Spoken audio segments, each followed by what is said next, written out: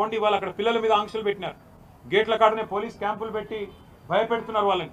మీరు మీ హాస్టల్కి పోవడానికి వీల్లేదు, ఈస్ట్ బ్లాక్ పోవడానికి వీల్లేదు, ఎటు పడితే అటు క్యాంపస్లో తిరగడానికి వీల్లేదు అన్నట్టు యూనివర్సిటీలో కూడా ఎక్కడైతే నిజంగా చెప్పాలంటే వైస్ ఛాన్సలర్ గారి పర్మిషన్ ఉండాలి.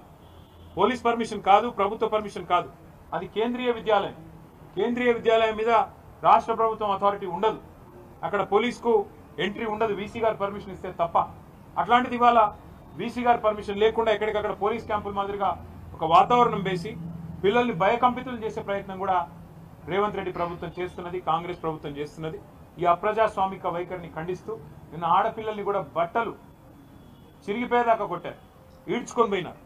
చిన్న చిన్న పిల్లలు చూసిన వాడికి ఎవరికైనా మనసు ఉంటే మనసు కదిలిపోయే పరిస్థితి.